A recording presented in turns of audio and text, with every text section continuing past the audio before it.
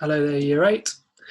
I'm just going to make a short video talking about your interpretation of last week's task, which was the manifesto task. Um, I want to share some of the good work that's been made, talk about why it's good, uh, and obviously you can go through this presentation in your own time and have a look at what your friends did, and then maybe send them a message and say, oh, I saw your thing, it was great. But I just thought I'd talk through it now, and record it, so if you missed the lesson, or again if you just want to go back through it, you can do. So I'm going to begin by showing my screen. I'm going to open up Microsoft Teams. Here we go. Right, there we go. So you should be looking at my first slide here, which features Luli's work. I think this is quite a cool layout, but it's readable, and she's made some really good points that are quite personal to her, which I was really happy about. And also points that take into account the kind of adverse conditions that we're working under here. I think a lot of people perhaps misinterpreted this task as us wanting you to sort of parrot back to us the rules of behaviour, or the expectations that we have of you in the classroom. But we really wanted you to think about how artists really operate out there in the world, and also for you to think about what art really means to you. And if you could make all the decisions, what art would be for, and what sort of art there would be most of. That's the sort of realm we wanted you to be in. And that's kind of what Luli was doing here. So I won't read any of them. I'll let you go through it, but it's pretty good. The next one, if I can just skip along here, will it let me? Yeah, this is from Marcello. He's an 8E, and he's gone for kind of an aged, weathered effect here. By kind of like, I'd imagine, tea staining the paper, ripping the edges a little bit, and he's thinking a lot about beauty, but he's also thinking about a lot about the artist's kind of confidence in themselves, and the artist's ability to kind of authenticate their own work and to take ownership of it and say, this is my work, so it exists because I made it, which is quite interesting. Can I go down one slide? Yes, this one was from Callum Foster, again 8E, and he went for a very clean graphic effect, just using PowerPoint, and some nice points as well. For example, an artist should think about the story their artwork is showing. Not many people said stuff like that, which shows me that Callum was really thinking for himself about what art meant to him and how artists would be if he was kind of in charge. So I really appreciated that. Thank you, Callum.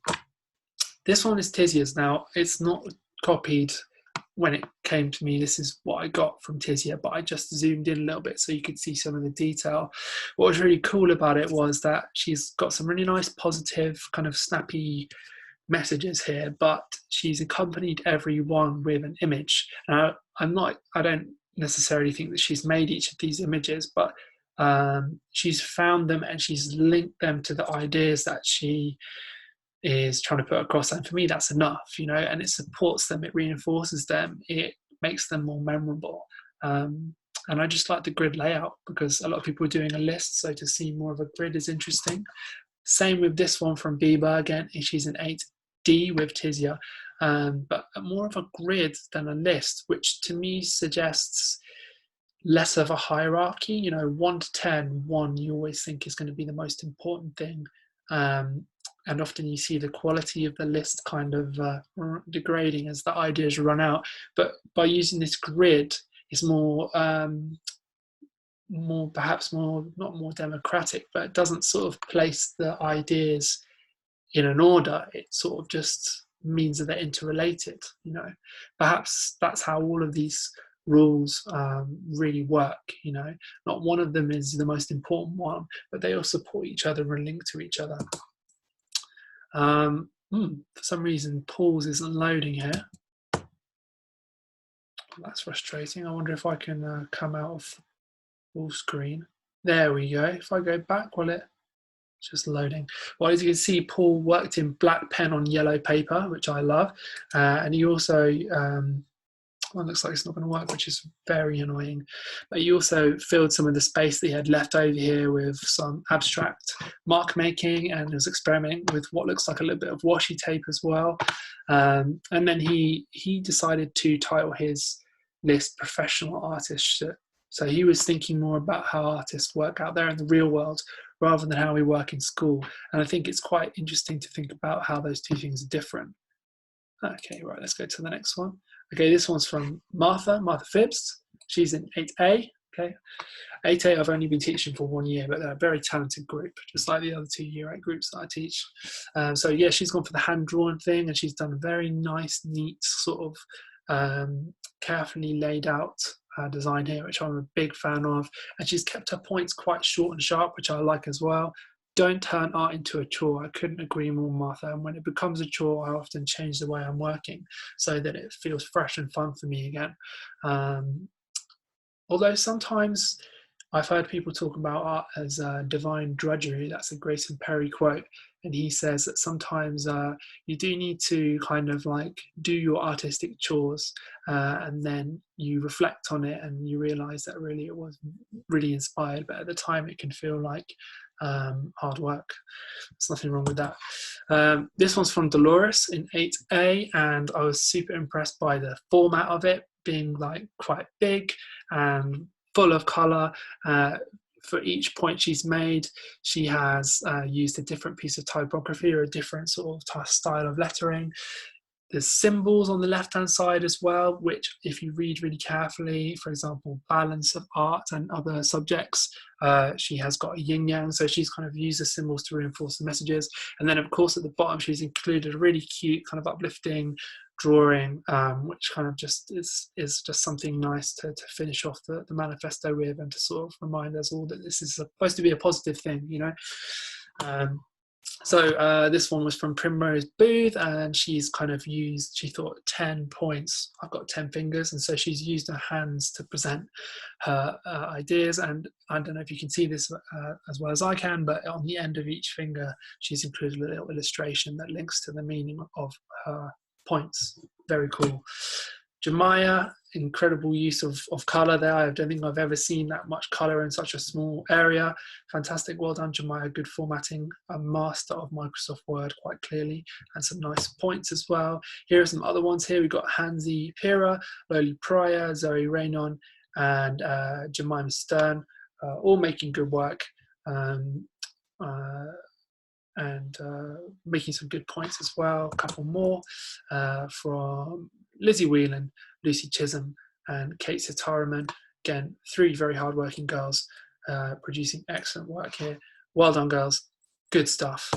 And then what we've got next is perhaps this slide is a little bit more, oh no, wait, this is Tate and Daniel, who I almost forgot to include because they sent me Word documents, but clean and clear from these boys, nothing too fancy, but I value the neatness there and just a clean presentation, so thank you. Right, now these 4 are actually good pieces of work from good students, students who I really respect and love getting work from, but for whatever reason it didn't quite work out for them as well as it normally does this time. I feel like in this case they've made good points. Sometimes they've been ambitious with presentation, but either they're not very readable, you know, I can't really see, or it's difficult for me to decipher what they're saying, or they took a photograph of it that was a bit blurred or a bit dark or a bit wonky. So let that be a lesson to all of us, okay? If you take a dodgy photograph of your beautiful artwork, you risk doing harm to it. So make sure you take a really nice photograph.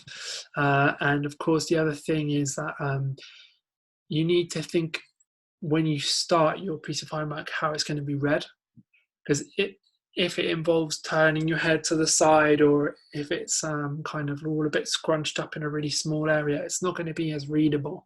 And that's what it's all about. If we were graphic designers, that's what we'd be thinking about as our #1 priority. How do I communicate my ideas so that other people can understand them?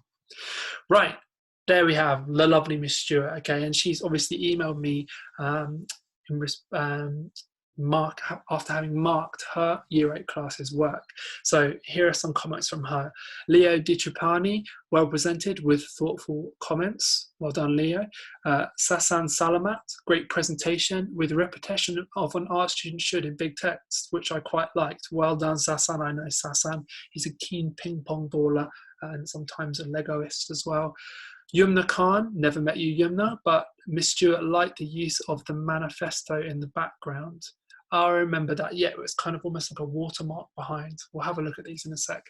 Hannah Oram Adams, must be Holly's little sister. Well presented and nice illustrations. Well done, Hannah.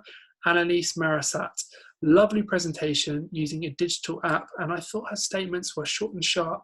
I liked in particular, not every artwork belongs in a museum. Good thought. And allow your imagination to become reality. Best one I saw. That's high praise indeed, Annalise and Miss Stewart. She's a very particular lady. And then finally, Ruby and Anna. We had some late submissions from you, but better late than never. Let's have a look at them, shall we? Number one. Okay, that's Yumna's, with that kind of manifesto in the background. Is this Sasa, perhaps? Okay, and a nice repetition of that beginning phrase there. It's almost like he's doing his lines for Mr. McLaughlin. Then we have a nice bit of PowerPoint there with some cool images around the outside, good layout. And here, this one is Annalise's, okay? And you can see, how lovely is that, guys? A lovely, inspiring, pink, cloudy sky there. And she's apparently, according to Miss Stewart, got some really nice thoughts in her manifesto. She's really really authentically reflected on what art means to her, which is really good. Nice layout here with a bit of typography on the left. And these are the two late ones, Anna and Ruby, but at least you did the work. Well done, excellent. Okay, and let's hear from Miss Barrett now. So Miss Barrett said about 8B, who I miss very much. Rayhan, really nice style, handwritten, illustrative, played around with fonts and typefaces, etc. Fun to look at. Well done, Rayhan. And I know you are always brilliant when it comes to art homework. Alvaro and Marat both made good PowerPoint slides. I think we're going to have a look at one of those in a second. Beatrice, step out of your comfort zone and try new things. Beatrice, I couldn't agree more. What an excellent piece of advice. Beatrice also made a real effort with her presentation. Well done, Beatrice Tenderini. Alt, have fun and enjoy it. That's excellent, Alt, and I definitely have fun and enjoy myself when you're playing the drums as well. Keisha Ann, should be brave to share their ideas. That's right, Keisha Ann, sometimes it can be difficult to share your ideas, and but we do all need to be brave and just put our work out there in the world, don't we? Otherwise, we never learn. Okay, and a special mention should go to Elena Harrison, without a doubt the most creative / inventive of all the manifestos I received. And I've seen this, and I've got to agree with Miss Barrett here, Elena. You did, it's Eleanor, isn't it, not Elena? Eleanor, you did an astounding job, and we're going to have a look at your work in a second. So well done, Eleanor. Okay, let me just skip to the next one here. So here we have Rayhan's on the left. You can see what Miss Barrett meant about typography. This is either Alvaro's or Marat's, not sure either, but a bit of clip art there, and a colourful page. Well done, boys. And then finally, this is Eleanor Harrison. An art student should think like an artist, and she's used chocolate there. Eleanor, I hope you ate all that chocolate afterwards, okay? And if you have some left over, please send it to me. And then finally, an art student should be resourceful, and I believe that is in pistachio nuts, which are very good for you, very high in protein. Well done, Eleanor. Again, I hope you ate all those once you'd finished. So that's all of the work from last week. Let me stop sharing my screen. And I'm actually just going to finish by talking about next week's task. Now, obviously, I've got a separate video talking about this, but I just wanted to, because I forgot to, well, I didn't forget, but I just had an idea basically to include something. So I'm just going to bring that up on my screen now. Sharing Chrome, here we go. Right, so firstly, if you at any point are a bit stuck, or you need to read through things rather than listening to them being said, please visit the class materials tab here in the Year 8 Art Teams page.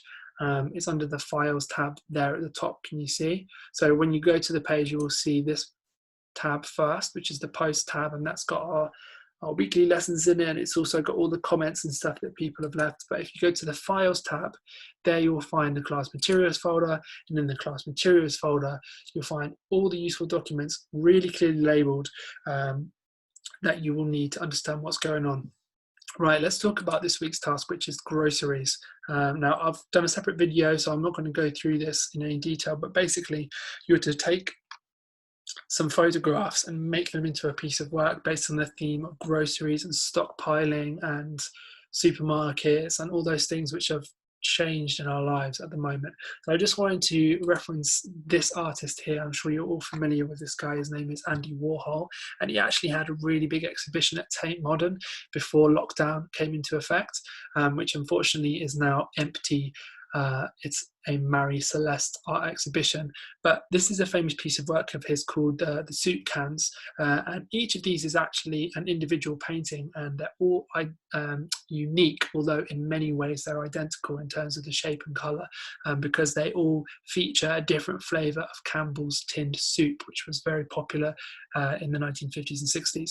Now here's a single Campbell's condensed soup can for your enjoyment. This one is clam chowder flavour, and you can see how Warhol painted these by hand and included even a little stamp at the bottom. Now I'm going to show you a picture of, if my computer will let me, I'm going to show you a picture of Andy doing some research in the supermarket. Here he is, thinking so carefully about what flavour of Campbell's soup he wants to drink for dinner that night. And this might be something that you do in your photographs for your groceries homework. You might pose yourself in the supermarket or get a member of your family to next to some products. Could be funny, it could be weird, it could be surreal. I think there's something a little bit dark about this picture as well. He looks almost as if he's in an abandoned supermarket after hours. What's he doing there?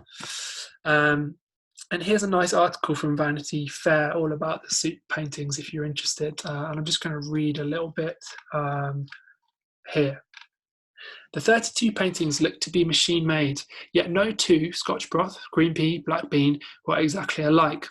Warhol's fastidious craft, the clever use of projections, hand-applied casing paint, a homemade stamp cut from a gum eraser for the can's gold fleur-de-lis pattern, had created something that looked eerily like mechanical production, but not quite. Warhol liked to deploy the catchy soundbite, "I want to be a machine." If this was an artist's exercise in being a machine, it was one in which the artist's hand made the machine human. The press went nuts. The LA Times ran a cartoon with one beatnik art lover saying to another, "Frankly, the cream of asparagus does nothing for me, but the terrifying intensity of the chicken noodle gives me a real zen feeling." So if you want to read more about Warhol's quirky work with Campbell's soup cans, just visit vanityfair.com and search for Warhol Campbell's soup, and it's a really interesting article. It's quite funny as well.